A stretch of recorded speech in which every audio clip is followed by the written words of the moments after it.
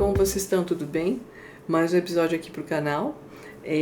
Hoje eu queria compartilhar que eu estou bastante contente com o que está acontecendo, com as interações que vocês fazem nos comentários. E eu falei, poxa, que legal, né? Vamos tentar melhorar, expandir. Então o que eu estou tentando fazer é pegar o nosso conteúdo e colocar em outras plataformas de podcast. Por que eu estou fazendo isso, né? É porque pelo menos eu pago alguns serviços de assinatura, né? Mas eu não consigo pagar todos, porque é muito dinheiro. E eu fiquei, poxa, a gente sempre tem a nossa plataforma favorita, por que não tá em outras, né? Porque é interessante. Consegui cadastrar hoje em duas. Eu não posso falar, acho que o nome aqui pelas políticas daqui, né? Mas vai estar lá no agregador de link. Tá meio bagunçadinho ali, mas tá lá, tá? Eu vou organizar o agregador de link, tá na bio. E a gente tem novas ideias ali para fazer. Às vezes a gente falha no tempo, né, por causa da divisão de atividades com o trabalho e aqui, mas eu faço com muito carinho, eu fico muito feliz, porque me faz crescer também, me faz pensar diferente, de ver, às vezes, quando grande é a quantidade de pessoas que a gente pode atingir e falar, e que eu não tinha noção, né? Então eu estou contente de verdade, queria que vocês soubessem disso. O episódio de hoje eu estava pensando em fazer ele um pouco diferente. A gente sempre fala muito dos aspectos técnicos que são muito importantes e que são geralmente o que nos coloca dentro da vaga. Geralmente o gerente, né, o hire manager, ele vai verificar se o que você conhece bate com os requisitos da vaga que ele precisa para fazer a contratação. Lógico que vai avaliar seu comportamento, mas no processo seletivo é muito difícil avaliar todo tipo de comportamento que você normalmente tem, em situações de estresse, de auditoria e coisas do tipo. Então, uma coisa que eu vejo acontecendo há todo esse tempo que eu trabalho na área, mais essa semana aconteceu novamente, eu achei que era interessante conversar, é o seguinte. Muitas vezes, quando o profissional de cibersegurança entra na área, alguns deles carregam essa ideia, esse peso, né, de ser a pessoa que vai dizer não para algumas situações ou que vai cobrar até que seja resolvido um problema. Por quê? Porque a gente quer garantir a proteção da empresa, né? Tudo isso é verdade e é válido, né? A gente tem essa responsabilidade. Porém, às vezes a forma que é feito pode ser um pouco desastrosa, vou colocar assim, ou então pode machucar o relacionamento dentro da empresa. Por exemplo, suponha que você tenha alguns sistemas que têm vulnerabilidades, que têm falhas, né? E está no relatório. Muitas vezes quando a gente vai cobrar que, por exemplo, seja aplicado o patch ou que seja resolvida uma configuração, se a gente faz isso de uma forma muito, a gente fala da chase, né? Chase, perseguir, ficar cobrando isso muitas vezes por e-mail ou sei lá, pingando a pessoa ali, só falando daquilo, acaba que a gente é visto como uma pessoa chata, né? Que está só cobrando. Então, uma das formas que eu vejo que funciona, que eu acho que funciona assim, funciona de forma geral, pode ser que tenha outras ideias ali que até sejam melhores que essa. Mas, assim, ao invés de você fazer esse chase direto, você pode preparar uma apresentação, mostrar, organizar esses dados, né? E mostrar para uma audiência mais geral. Eu suponho que são alguns sistemas que estão com problemas. Você pode separar por sistema e mostrar, ó, esses são os problemas.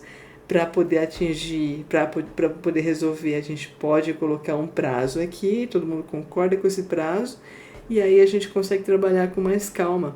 E aí eles também contribuindo com esse prazo, eles dizendo quando é que isso pode ser feito, né? Essa forma costuma ser menos, vamos dizer assim, conflituosa. Tem momentos que, assim, se você vê que está muito tempo com uma falha que não deveria estar, que é necessário um escalonamento, você vai ter que falar com o gerente do outro time. Mas a gente tenta primeiro evitar, né? Então tenta primeiro mostrar de uma forma um pouco mais elegante, um pouco mais calma, o que está acontecendo. Isso funciona para tudo. Então vamos supor que você tem alguns sistemas ali que não estão compliance. Eu vou colocar um exemplo terrível aqui, mas vocês vão entender a ideia. Suponha que tem alguns servidores que não tem EDR instalado, não tem antivírus instalado, que pra gente é terrível. realmente é terrível. Se for possível instalar aquilo o mais rápido possível, melhor dos mundos. Mas às vezes não acontece, vamos ser sinceros, né? Então, a mesma ideia. A gente tem ferramentas, por exemplo, Power BI, Tableau, que você pode fazer dashes e mostrar o quanto isso vai progredindo, né? E até estabelecer ali um limite, ó, até tanto por cento. Eu até entendo que, sei lá, você fez uma mudança ali, esqueceu de instalar, ou não deu para instalar, ou teve um incidente. Eu consigo ter uma margenzinha ali de 3%, né, que a gente consegue tolerar, mas você não pode ficar extrapolando isso e deixando máquinas sem os agentes funcionando. E aí se expande isso para outros universos, né? Por exemplo, quando você vai fazer o ataque surface, é mais ou menos assim, você tem um ambiente e o ataque pode ocorrer em vários pontos dele, né?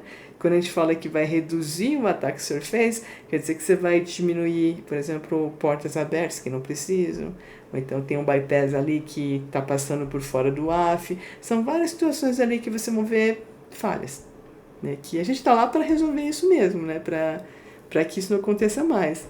E aí, depois de feito isso, remediado tudo isso, a gente faz depois acompanhamento, né? A gente não deixa piorar. Por que então eu estou falando dessa forma? Ao invés de ficar cobrando tanto, tão direto com a pessoa, você tentar ser um pouco mais profissional, né, na apresentação. Porque quando você está dentro da empresa, a gente vai continuar trabalhando com aquelas pessoas ao longo do tempo. Se a gente é visto como uma pessoa que está sempre barrando sem esse jogo de cintura ou esse profissionalismo, acaba que você fica meio isolado, e isso é muito ruim. O segundo ponto é o seguinte: geralmente, pensando em promoção, você quer ser promovido para um cargo acima, ou sei lá, né, um cargo de gestão. Logicamente, quem tem um peso maior nessa decisão vai ser o seu gerente direto. Porém, muitas vezes, esse gerente direto ele vai consultar os pares dele, os outros gerentes ou os outros diretores, que têm uma visão sobre você. Então, se essa visão já está machucada, perdão pelo barulho aqui do lado de fora, a moto passando, se essa visão já está machucada sobre você, se você é uma pessoa já que tem essa ideia de ser problemático, né? Talvez se tiver uma outra pessoa que não seja, a gente perca essa chance.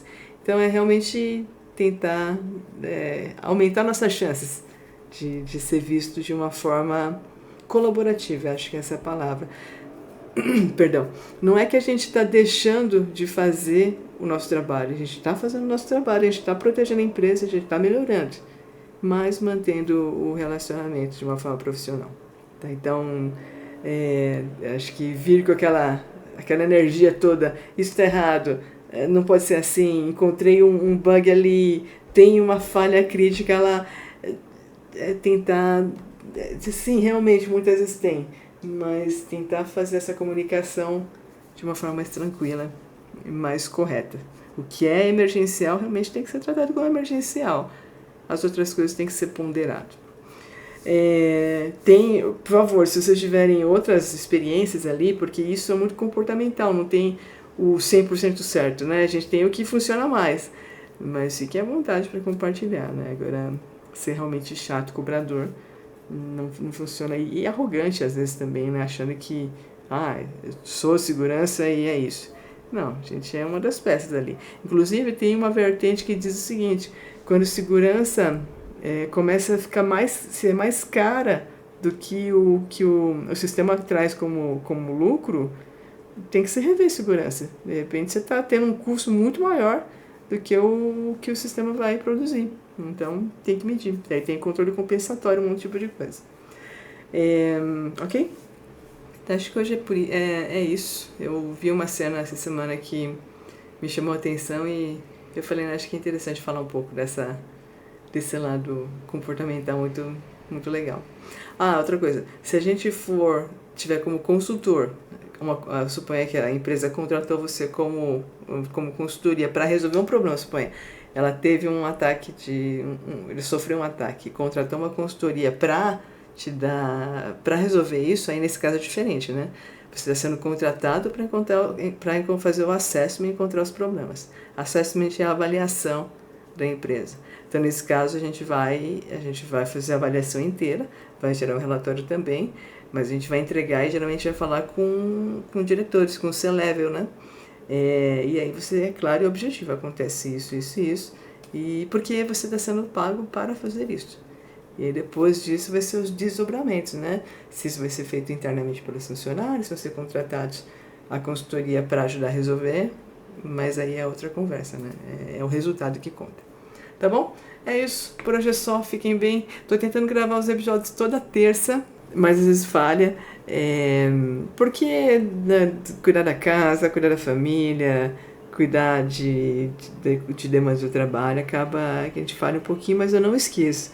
Eu tenho isso como compromisso, eu quero continuar e eu tô gostando demais do projeto. Tá bom? Fiquem bem, tudo de bom. Até a próxima.